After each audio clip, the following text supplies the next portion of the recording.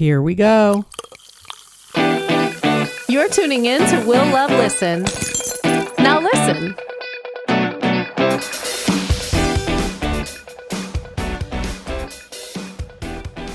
Peppermint, the icon. It's a pleasure to speak with you today. Thank you for joining me. My pleasure. It's so good to be here with you. There's so much I want to go into, but first off, I just want to say congratulations because you're back on season 2 of Netflix Survival of the Thickest. Isn't it wild? It is so wild. It's like it's so strange because I love doing the show and it's great to have a job. Yeah, I also love watching the show. Like more than that, I love watching the show and I'm like this is gonna sound strange. I'm not in it just enough to watch it and enjoy it like a regular show. I don't know if that makes any sense. Like if I was like the star of the whole show, then I might be like, oh, I don't know if I can watch or like whatever. Or like I would be like examining it like piece by piece, like really, really close up, like under a microscope. But like I can just sit back and watch because there's so many other things about it besides just me being on there, which I obviously love seeing myself on TV, but watching all the other actors work and all the other situations that happen and things that are funny and wild. Like I just love watching the show. So it's a I win-win. yeah, I think it's great. And your role is significant because you're involved in portraying a history-making Black trans wedding. So, what was it like both to come back and then to have such a significant role? I, it was great to come back. The first season, which I obviously loved watching the first season too, and I think I was really proud of what we did. But we launched it during the actor strike, so we weren't really able to talk about it because there was some restrictions on there was rules we had to follow, and so there wasn't a lot of advertisement about it. There wasn't a lot of like. There was no promo, there wasn't any commercials or advertise. Like it was just like here it is on Netflix. If you see it, you see it. And so I was like, oh, honey, we're doomed. And to my delight and surprise, people loved it and watched it. And they were able to find it and they were talking about it. I think these days it's really easy to like watch something and really like it. And then before you even have a chance to like think about how much you liked it or talk about it to somebody else, you're watching the next thing. Yeah. You know what I mean? And so I think there's maybe I was worried that there's a lot of people that would like watch it and just be like, "Oh, that was good. Oh, what's next?" before you even finish it. Because like, especially on Netflix, they like recommend you like at the end of the last episode, they're like, "Here's something else you could watch. It's just like it," and then you're like, switched over. And so I was worried, but a lot of people watched it. A lot of people talked about it. We got a second season, and then I was like, am I going to be on the second season? Like I heard they got a second season, but that's not a guarantee for me. And so I was really happy and grateful that they called me back for season two. And Michelle, the creator and star, told me that what she wanted to do with this season with my character, she wanted to have a wedding and she wanted it to be like fabulous and lovely. And it was all those things. Yeah, I love it. And it's funny, but it also covers like important subject matter, which is what I like. Yeah, when Michelle told me that she wanted to do the wedding episode, she wanted it to be uh well, she told me she wanted to do a wedding episode. So I was like, okay, my character's gonna like get married in a scene. But it's so much more than that because we find out that my character is getting married like the second episode or the third episode out of 8 episodes. So for like 3 or 4 episodes, everyone is running around talking about my character and what they're going to wear to the wedding and what they're going to do to the wedding and like it it's an event that matters in the lives of other people, not just my character. And so that shows me that Michelle and obviously even the character of Mavis, the star who Michelle plays, that the queer people in their life and all the people in her life are important to her in many ways, not just like, oh, there's a wedding down the street. Oh, somebody's getting married. It's not like that. It's like, oh, I'm going to style my friend's wedding. I'm going to make sure we're going to invite all of our people that we love. So all their partners are at the wedding. And not to spoil it, but the wedding episode is an important if you just took that episode and they said, "Oh, we're just going to delete that episode because it doesn't fit online or something like that," then the whole season wouldn't the second half of the season wouldn't make sense because all of the characters sort of arcs in that season happen during in that wedding episode. People come out of the closet, people have a life-changing event that changes the trajectory of their career, and people find out that their relationship is over. Like there's a whole bunch of stuff happening, and it all happens at my wedding. I love that. I love how it wasn't just like a one-off thing, that there was a build up to it and all the storylines were sort of like tied within that Mhm. episode. Yeah, it was great. It was great. I feel I'm really grateful. And I hope, I mean, because we released a lot of people were like calling me and saying, "Girl, did you get married?" Because a lot of people they saw the pictures and things like that. And to be fair, when they first released this year, we were able to promote the show and talk about it and do interviews and things like that that we weren't able to do for season one. And so many people were when we first released it, they didn't release any information about me getting married or the wedding or any of that. So I was just like, they just had me in a couple of little clips and that was it. For the promo, like ads and commercials and things like that. And so later on, People Magazine dropped pictures of me in a wedding dress. And people thought I actually got married, like in real life. And Yeah. people I know that I've known for years were like, why didn't you invite me to your wedding? What did you get? Like everyone was like kind of confused. And I loved it because those pictures and the sort of clips that they did end up putting out were all released on Trans Day of Visibility, Trans Week of Visibility and Trans Day of Visibility. Uh, And so that was March 31st when they released everything. And the so it was great because we were able to see, especially, it's only April, May now, back in March, which is a month ago, but it's like feels like 6 years ago. yeah. Uh there were lots of anti-trans policies and laws, and this administration was saying not so nice things about trans people, really encouraging people to speak really poorly about trans people in a really negative and hateful way that is scary for a lot of trans people. So we wanted to put out something that was like, here you go, this is nice. This is not something that's scary about trans people. Doesn't it's beautiful. It's love. It's something that people can celebrate. And it gave, I think, hopefully it gives trans people a reason to smile. And it also allows other people who aren't trans to see us as, oh, that's normal people who people love this person is trans. This trans person means something in other people's lives. And they were able to see that as well. It didn't help that the next day was April Fool's, but That's funny. But you did raise an important point. I'm glad it all dropped on the 31st, especially now. I feel like even like I go on social media, like Twitter, which I feel like is so toxic. And you see so much like hate, like for everybody, like trans it's hate. like no Oh, group is safe, honey. yeah. Yeah, and it's honestly like depressing. I needed to take like a step back from that app and be like, whoa, do people think like this now? I mean, I think they it's not just the way people are thinking. It is in their minds, I guess, but it's there's no group that's being attacked right now that wasn't that didn't have at least 15 hours of speeches by the current administration dedicated to them. He was out there doing speeches during the campaign and even before the official campaign sort of season started. He's been doing speeches for since 2016. Yeah. Um, and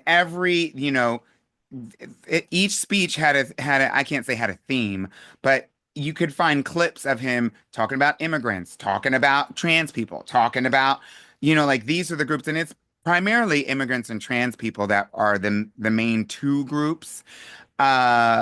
but then there's also a lot of like defending of people who, making fun of disabled people in his speech. Like this is something that was famously that he did has done since he's been, you know, a presidential candidate back in 2014 initially. And he's been making fun of these people, poking fun at these people, talking about women in a degrading way, obviously. You know, and so he's been floating all these ideas, these different groups that are to be attacked. And when they start getting attacked, calling racial names and stuff like that, then we saw him and people around him like going out of their way to defend the sort of attackers, not the victims. Like, Yeah. if somebody gets beaten up by a white supremacist group, he's like, "Oh, well, the white supremacist group, they're good people. That's it. Nothing about the victim." You know what I mean? When even the plane crash, the terrible plane crash in I think in DC, when Yeah. all those we don't know who we know now, but like at the time we didn't know who the victims were. Obviously, there were a lot of deaths. There was very little mention of the victims, but there was all this, attacking of, black pilots.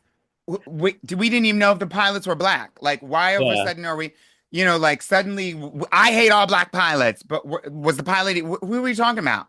Well, You I know what I mean? remember Like, that 'cause everyone was typing on all like people who those people with that mentality were typing online, and there were all these stories from see, like black pilots are, like it that's was what the that subject was. yeah, DEI is causing the plane crashes. That's what it was at the time. And Yeah, and it's like, good grief. Where's the proof of that? Like, if it was a white pilot, would it still be causing the plane crash? Like, what are we talking about? which And didn't it so end up there's being? uh, Didn't it end up being? it is a white pilot. Yeah. I believe it was a white pilot. And it's like, how do we even know this? And why are we not focused on the victims? Why the people that died, the passengers that died, um, so tragically? Like that's who we should be focused on. I mean, essentially, like we should at least pay reverence to that. Especially, it's not like some, the DEI squad broke in and hijacked a plane. These were people that were like hired and qualified to, Lie. do their job anyway.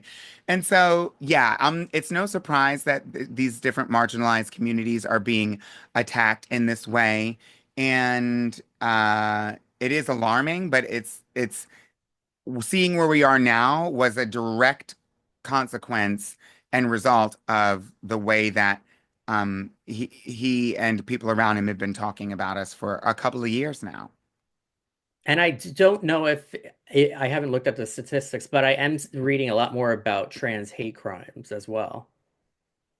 Yeah, I haven't I mean, listen, unfortunately, this is not something that I believe has gone down over the past several years. Uh and you know, it's been nearly 10 years since well, it's probably been definitely 10 years since he that shall not be named was campaigning. And so it's been a better part of a decade that he's been in politics and in the presidency. And since then, I would imagine beforehand as well, but certainly since that, during that entire time, anti-trans violence has been on the rise and on the increase. And I think most of that is probably a lot of that certainly is attributed to the visibility. When there's new groups of marginalized people who are discriminated against, the more visibility they have and the more they're like sort of talked about and celebrated and the more people are aware of who we are, then the more, you know, we are targeted. Statistically, gay hate crimes and gay bashings against LGBT people, but specifically against gay folks, perhaps people who are visibly gay or read as gay just by looking at them, um, are those rise are during Pride. Yeah. And that's when people are out celebrating at parades, in the street, in public. And those are when the attacks happen, is when they're sort of made an easy target. And so kind of in that same vein, when there's more visibility about trans people, which there definitely has been in the past decade, you can see that the rise in hate crimes correlates to that. And let's just say, regardless of what, I don't think it's one specific thing that can be blamed, you know, but certainly the way that we've been talked about by the current administration and by people are in who follow him has not made things any better, has made things in fact worse, I believe.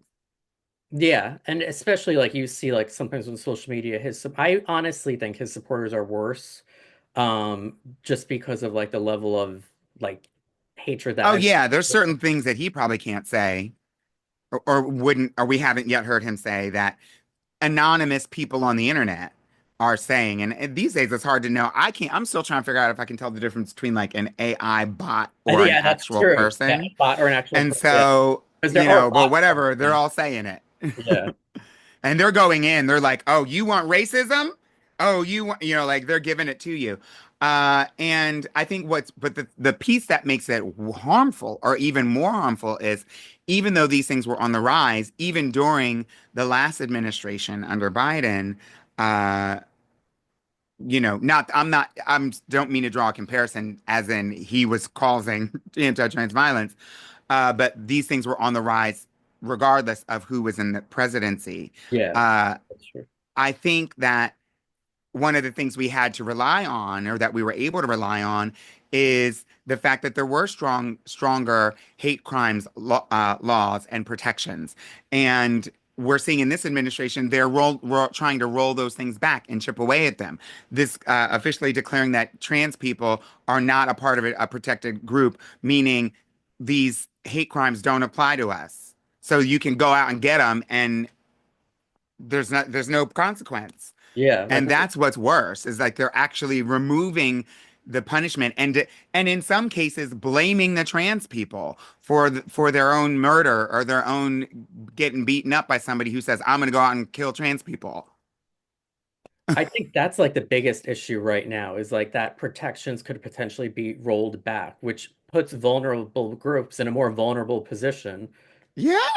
to be Yeah. targeted. And it makes us, I would imagine, I don't know, because I certainly don't have like this mindset of going and beating people up on the street, but I would imagine if getting charged was with a hate crime was served as obviously as a sort of punishment or accountability, but if it served at all as a deterrent to people who are like, well, I bet I don't want to get charged with a hate crime, so I'm not going to go be. If that happened, if it served as a deterrent, then certainly removing the protections for hate crimes and not charging those people with a hate crime, knowing that they could beat somebody up and not get charged with a hate crime, which is making it a just like, oh, you just a sort of infraction on the street that you might get a ticket for.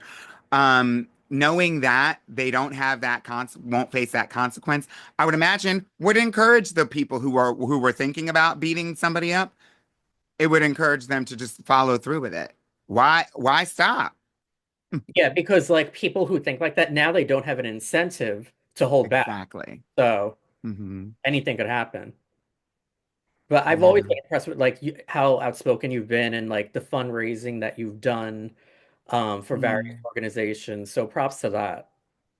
Thank you. Yeah, it's always been something it's something that certainly is now close to my heart.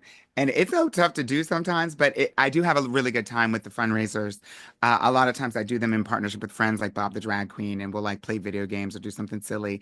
And Yeah. that's always like it's always a great excuse to like get together and play video games to raise money for a good cause. Uh, but the thinking back, I was sort of a part of the graduating class of drag entertainers and who were also advocates and activists, you know, who had the sort of generation of drag entertainers before me were really vocal on marriage equality and AIDS and HIV. Well, honestly, like it was during the AIDS epidemic, the height of the AIDS epidemic, so it wasn't even about necessarily, it was less about education and prevention. It was more about advocating for the community to make sure that they were able to get the resources and not be discriminated against or not fired for like being HIV positive or not fired for being gay because they would assume that if you were gay, you just automatically had AIDS. And so I come from I come after the sort of graduating class of drag entertainers who were involved in that fight in the 90s. And so I was able to watch them and be inspired by them. And so then by the time I came along, I was like, well, of course you're going to do your show. You got to do your show. But along with your show, you need to do something for the community. And that was just kind of emblazoned in my mind. And now it's just comes with the territory. I love that. And like you sparked a different topic. So you first rose to success as the first out trans contestant on RuPaul's Drag Race season 9. You finished as runner-up in an epic finale. Did you ever think that after that appearance, your career would blow up the way it has? No. I mean, of course, if anybody who goes on TV probably would like for there to be a good response Yeah. and to maybe do more if they have a good experience and if they like it. And I had done television before Drag Race. And it wasn't even my first reality television. I'd done, Ugly Betty. I'd done, which isn't reality TV, but television. I'd done The Real World. I'd done Top Model. I did a queer drag, sort of drag queen show called The Queens of New York. And so, you know, I'd done a few of those. But anyway, you hope that it has makes a good impact, obviously. And especially considering it might not have been my first reality show, but it was the first reality show that I spent thousands of dollars on, like out of Yeah. my pocket to get outfits, to do makeup and hair and all these different things. And so, you know, I didn't know how it was gonna go or what options would be open for me. I knew that I would probably get asked to go and do some drag numbers at some gay bars. That almost inevitably happens with most of the queens usually when you do Drag Race. Uh, but I had no idea what opportunities, if any, would open up for me. And I'm grateful for them. I think I was on a lot of people's radar and people certainly knocked on my door and reached out to invite me to certain events and parties and participate in celebrations and pride things and asked me to invite me to more charity events and took an interest in me like auditioning and having an opportunity for Broadway and obviously more television things like that. And so the things that are film and TV related though were most even though I have recognition and I'm grateful for that because there's a lot of people that would not have known who I am if they didn't see me on Drag Race. Yeah. It is, but I want to emphasize it's who I am. And so like that's who I am. I do charities. I've been speaking out since before Drag Race. I've been doing film and television since before Drag Race. I traveled the world way before I ever did Drag Race. My first time internationally traveling was in 2008. And I went to school and got a degree studying musical theater performance to go to be on Broadway in the 90s. And so all the stuff that I'm doing now, really, I see it as sort of like um, A culmination of all of that, a really. culmination, exactly, of all of the things that I'd prepare, all the preparation that I've done leading up to that moment. And I was ready.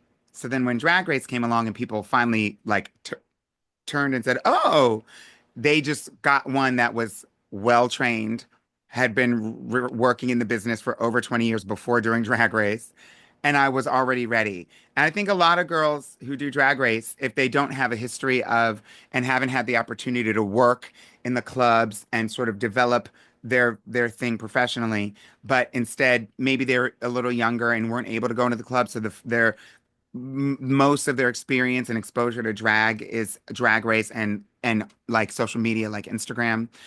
Uh, I do think that it's a disadvantage if the first time you do drag, for the most part, is like on Drag Race, you know?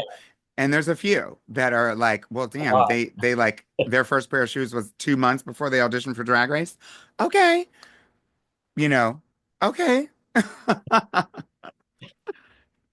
But you raise a good point. It's like a lot of them that go on like are kind of like amateurs, but you went on the show, you already had a TV and film resume. So you go on Drag Race already with a TV film resume, already educated, you had a background, and you stood out. And I feel like after that, your career really popped. You know, you already had projects going on, but after that, it was really like, bam, people noticed. It did.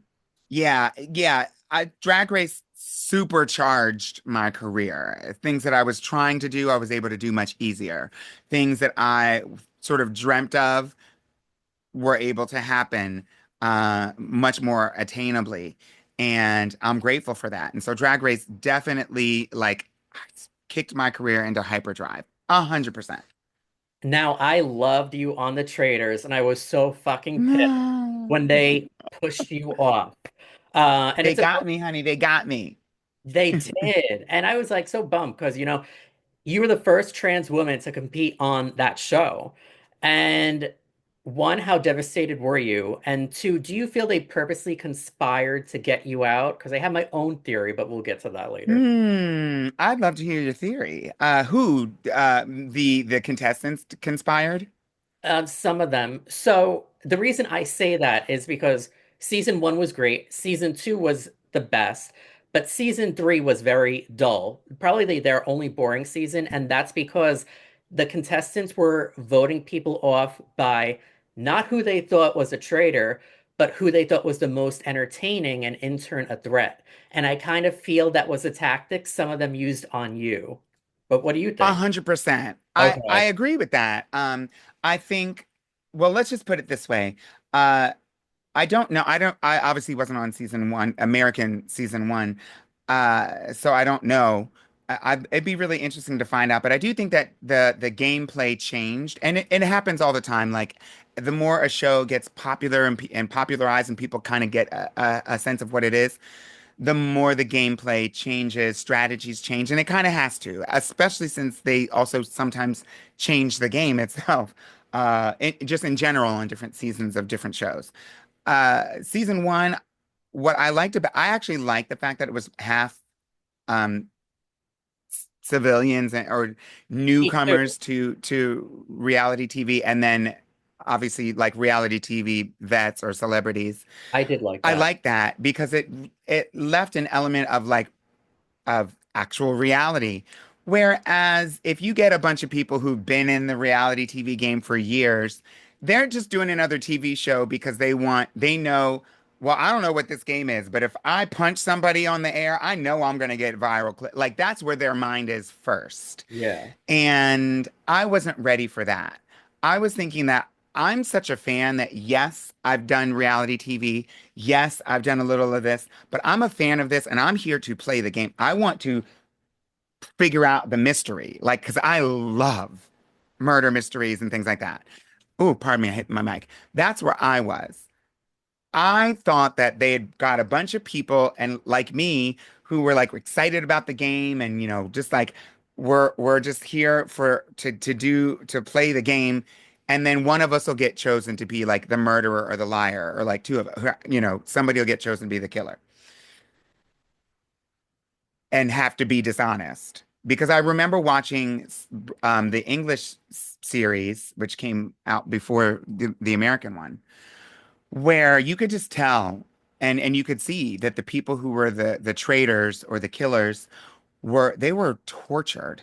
They were like feeling like their soul was in jeopardy because they were having to lie so much, and these were not like reality TV celebs. These were just regular people, and they were tortured souls. And I was like, I don't want to be in that situation. I didn't realize to to be an American reality TV star, you're already a tortured soul. You're already shady and dishonest. Yeah. So they got a bunch of tortured, shady, dishonest people to come onto a show. So they didn't care who they fucked over or any of that. Like that's how they get more famous and more attention. They're Yeah. never these people, these types of people don't get attention for doing anything good. They get attention for being really terrible people and leaning into being Exactly. unscrupulous and backstabby and shady. That's how they make their game. That's how they make their money. Nobody talks about them if they're doing anything nice. The only time they get attention is when they're selling their mother up the river. And so that's the type of people that I was on the show with. Yeah, that is true. I do feel like you were one of the people that they pushed out because you were a big personality. And For sure. you saw that being the For main sure. tactic in season three. How they pushed out all the entertaining ones in the beginning. They pushed out fucking Dorinda, Chanel, Robin, and Hmm. of course they kept the And most boring Bob. housewife, Dolores. But the three entertaining ones were gone like in three episodes. And So same with Bob, was right after them. yeah, And And Bob, like you, was entertaining, a big personality, and they fucked him over too. yeah, I don't know. I don't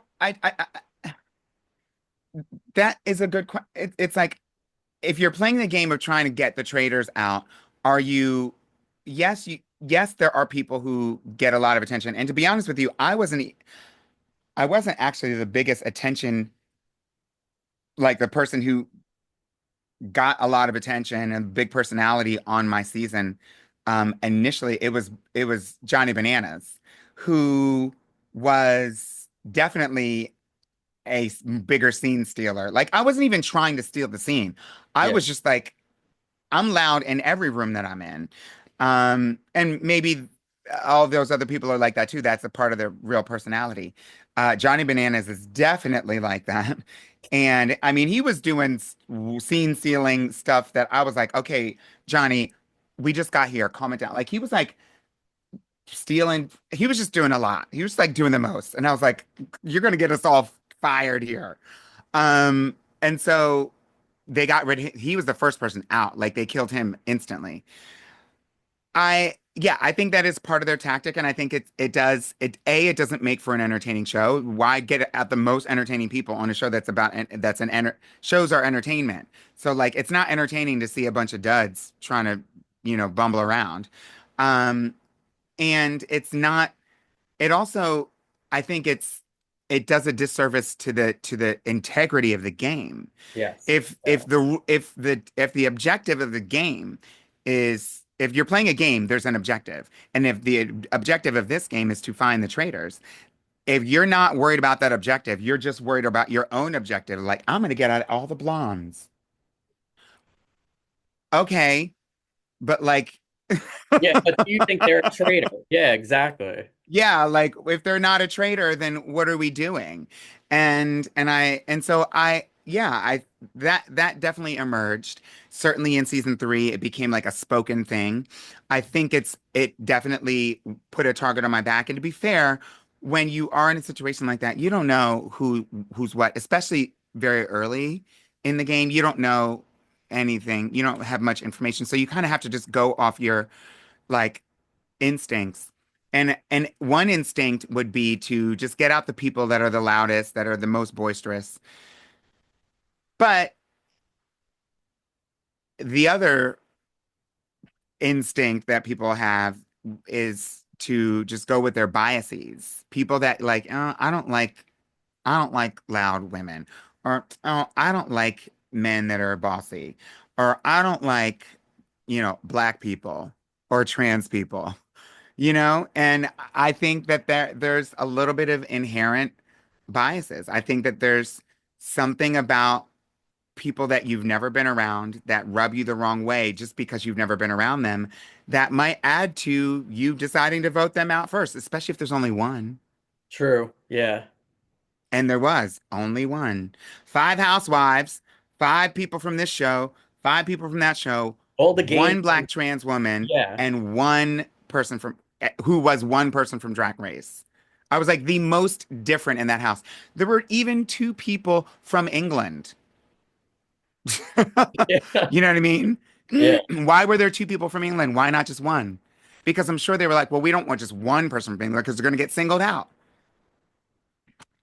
Yeah. Yeah, It was like you that's didn't my have an ally theory. by default. And it makes sense. Yeah. Mhm. No, I saw that.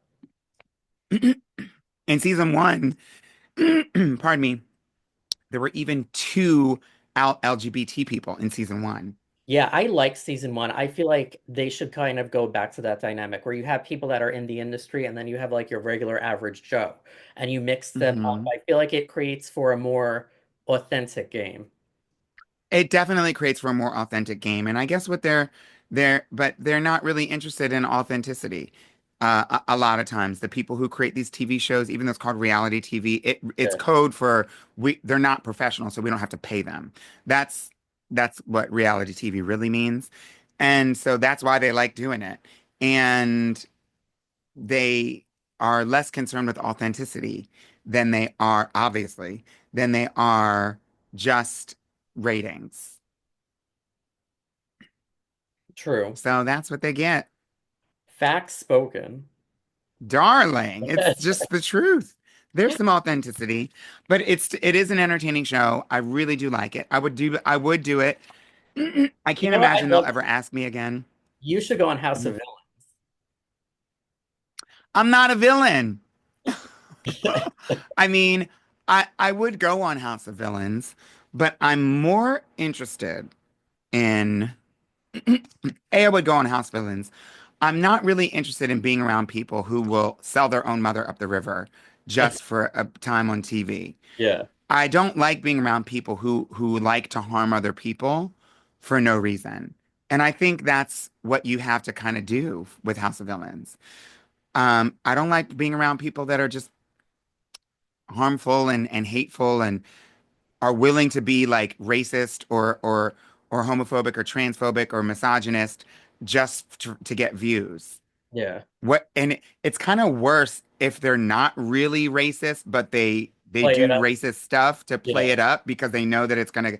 That's even kind of worse. And I can't be around those people because at the end of the day, they just passed laws in several states to make it illegal for transgender people to do several things, including get health care. I'm focused on that. I know that there are trans youth that are looking desperately because they are banning books about us and every other group. They are, banning access to healthcare. They're banning. Not surprisingly, there's less LGBT characters on television, period, than there were last year. There's less this year than there were last year, and there's less that than there were the year before. So it's going down, and knowing that they're going to be searching for, you know, because I was like this trying to find anybody like me when I was younger. Yeah. And I know that they're going to be doing the same. And so I would never want a young trans person to watch what happened to me on the Traitors. I don't want a young trans person to see that kind of thing happen um, for likes and clicks. And reality TV, it's pretty exploitative. I went on it because we were in a a strike. There was an actor strike and a writer strike during the time that we were filming. Yeah. There Everyone. was no way Yeah. to earn money. So I was like, well, I guess I'll go and do this. And so that's kind of why I did it. But if I got the opportunity and I had to choose, because at the time we were supposed to be filming season two of Survival of the Thickest. If that came around again and they asked me to go on to any reality show like House of Villains or something, and I had to choose between that and Survival of the Thickest, hell no. I'm doing Survival of the Thickest. That's what I went to college for. That's my passion. And I want to do that. And so yeah, I'm not really looking to do All Stars, Drag Race. I ain't looking to do any of those things. If I were able to make a ton of money and I didn't have the opportunity to follow my dreams, then I would resort to doing something like that. That's how I view it. You're above it. I can't say I'm above it. I I still could say I it. watch. You can say it. You can say it, darling. I watch those shows. I mean, I love Traitors. It's definitely one of my favorite. It's my favorite, if not one of my favorite reality shows, and it's my favorite because of because it's supposed to be a murder mystery where people are hunting out the traitor, not discriminating against people because of their Preference, yeah, and their likability, Yeah. like preconceived. Yeah, because of their identity. I don't want to see people voting out this group of this race or this gender or this type just because they're just being discriminatory. So that's not why it's my favorite. That's not why I tune in. I'm sure there's lots of people who are like, yeah, you know what? I hate trans people. Get that person out. Let's tune in to Traitors. They'll always get like I'm sure there's people that are looking for that now because they're making quite a reputation. And Yeah. so, you know, we'll see. Well, you know what? You raise a good point. You are a trained actress. You are not a reality person. So it's like you have more to you. There's more to you as a person, obviously. You know what I mean? Yeah, I agree, and I wanna allow my acting degree to pay off. You Yeah. know, I want to get the payoff for all the money I spent getting the acting degree. I want it to start working for me, which means get me out there and doing some acting, not not having to like spend all my money to go and argue with people who You really are yeah.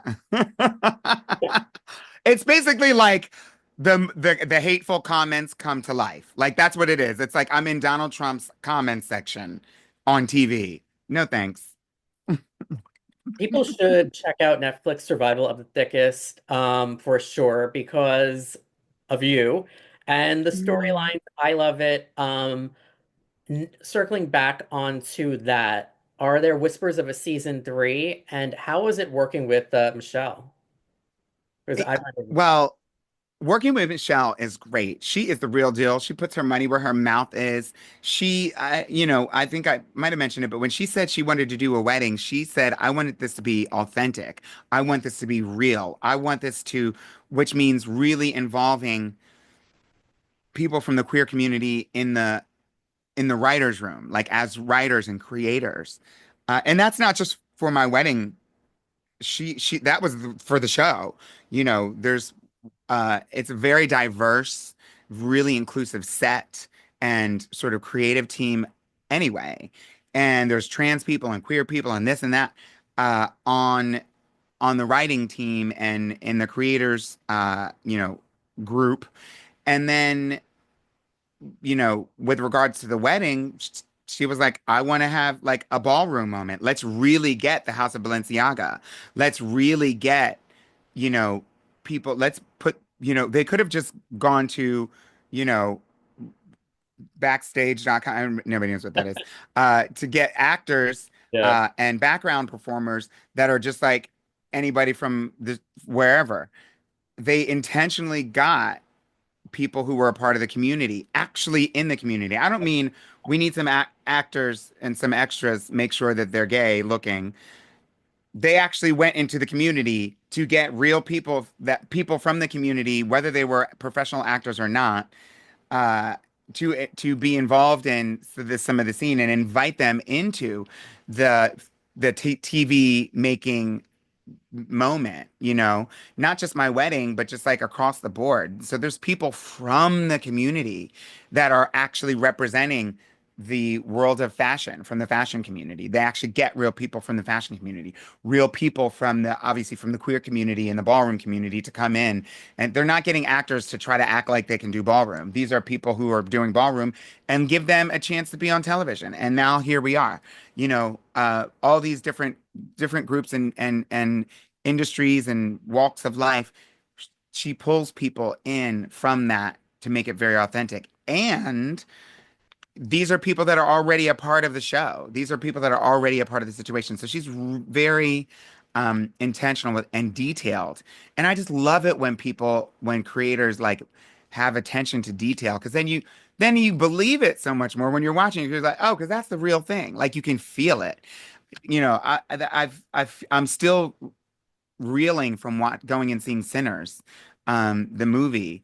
And I think it was a brilliant movie. And one of the things that after seeing the movie and I went and watched it was after watching the movie, I went home and was still sort of interested because I was like, well, I wonder why they wore that color or why this person did this or what did this mean? And you do a little research and you realize that this is authentically what was going on at that time. And they did their best to really pull in details that they didn't have to do. I think that, so Michelle kind of does the same thing. That's my point. And season three, I hope there's a season three. I want to find out Gotta if I be. stay married. Am I Yeah. going to get a divorce? Am I going to have kids? I don't know. Do I need to? What am I going to do? And so that's what I want to find out. But of course, I don't know anything officially. But people are talking about it. That's one of the first things in the comments.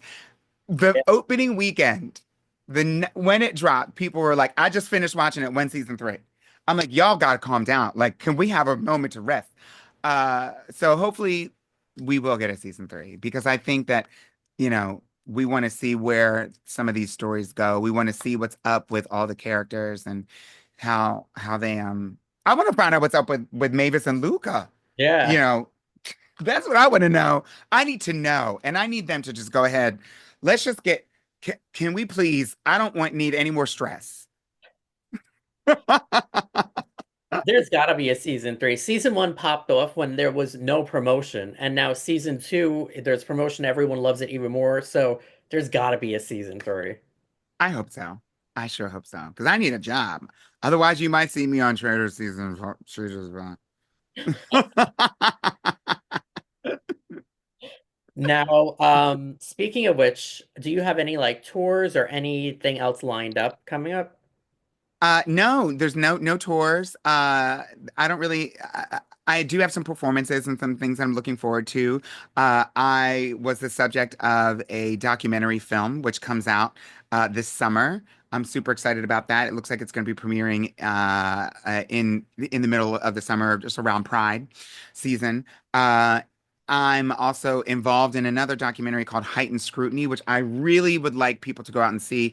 I know that most people get their movie watching from either streaming or, maybe in the theater, like, the traditional, like, wide release movie theater.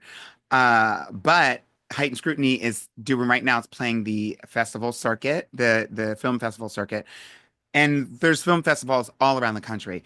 If you are interested in any way, shape, or form in understanding the connection between between the government and the way they are creating laws that are unlawful, if that makes any sense, how the government is currently creating new laws that go against the laws that we've Already had have. for a long time.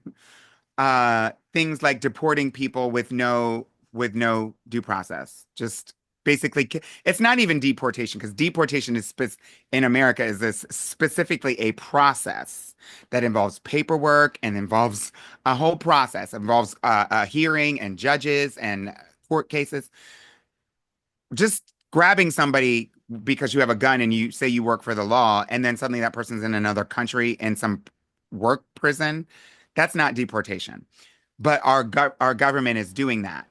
So if you're interested in all in how they are able to make new laws that are unlawful, I would go and see Heightened Scrutiny. It's specifically about the trans community, but we're seeing the way that the government is creating anti-trans laws that are very discriminatory and harmful, but not using any legality or any type of actual evidence for these things. They're just kind of there's a whole industry that's working together from certain newspaper articles and people who write these newspaper articles, and I won't say the media, but certain news I organizations love it. uh, are helping create news organizations, online like tweets and rumors are basically the evidence that our government is using to create anti-trans laws that are really harmful. Anyway, so Heightened Scrutiny, it's out this summer. I love it. People should go see it. I'm in it. because I was there on the steps of the Supreme Court when one of the cases that we're waiting to hear, Scrimeti versus the United States, is going to decide on trans healthcare. So I'm looking forward to that. I'll be in World Pride. I'm really looking forward to that. So I have some stuff going on this summer. I love it. I love it. And you raise like a good point. And one thing I want to note is like what's being done to some groups right now, such as no due process, could easily be turned around and done to everybody. That's So, the point. it could start with one group or one minority, and then all that unlawfulness could stretch out to everybody. So I feel like if you support having rights taken away for one group, it's really unintelligent because eventually that could be used for everybody. So that's something for I people don't to. even think it is because it's not even like it's not even like the way that they're targeting and talking about this is we are, we promise this is the only group we're going after and this is the only thing that's wrong and this is specific and we've got proof and there's a reason why and this is the numbers and this is the paperwork and this is they're not doing any of that. They're just like, I say we're going to get these people because we don't like it. So, and I'm the one in charge. So I make the rules. So if I say it, it's happening. That's the way they're going about it. That means they can get anybody for, and they can just change the reason and not even give a reason. So I would say I'm not a fortune teller, but it's not could happen to these groups. It's will happen to these groups. It will happen. They're not going to stop at oh, now that we've done that, you can you can put us back under lock and key. You can check us again. No, he's enacting emergency powers, which typically when a ruler enact becomes into power. When a dictator comes into power, it's always during an emergency. They're like, well, listen, I know you usually have to like apply for this and take it to the committee and have the committee decide on what's going to happen and have Congress make. I know you usually have to go through this process, but it's an emergency. So just give me the power. I'll make the decision, and don't worry, it's an emergency. And then everything's an emergency. You can see everything's an emergency. It's an executive order. It's an emergency. Everything that's happened. It's only been a few months. And that's what has happened historically when fascism comes to rise. There's a dictator or an authoritarian, a person who is in charge, who just makes all the rules, but there are no rules. The rules are you have to follow my rules. That's the only rules. They're just follow my rules. That is what's solidifying, and that's what's happening. And if you look back at history, there are several, not just one. There are several people who you know before a huge atrocity where millions of people were killed, there was a person in power, and in order for that person to get in power, they had to create an emergency situation that said suspend all your rules, suspend the Constitution, suspend the Declaration, just suspend everything, and just make it the Constitution of me. And that has always happened, and that's what's happening now. I'm looking forward to this documentary. So, Check it out, baby. yeah, it's gonna be good. You have some good stuff in the works, and I know there's gonna be a season three of Survival of the Thickest. But before we get to that, everyone needs to go to Netflix, watch Survival of the Thickest, uh, check out Peppermint's upcoming documentary, and follow her on social media. That's right. Peppermint 247 everywhere. Yes, I'll be bugging you because when this comes out on the podcast and when it comes out in the magazine, I'll be tagging you, inviting you to be a collaborator, Yes, all of please. it. I love it. So, I love it. today was fun. It was a good discussion. It was great. Thank you. Yeah, this was awesome. Thank you so much. Of course, of course. Hopefully, I could meet you like whenever you're doing a show in the city or what have you. Yeah, I'm sure that there'll be some. Most of the things that I have scheduled are out of the city at this point, but I'm sure at least during Pride, I'm sure I'll have some stuff. So yeah, thank you. Yeah, of course. Thanks All for right, meeting me today, fantastic. and we'll be in touch. Fantastic. All right, darling. Thank you. Have Have a a good good one. Bye bye.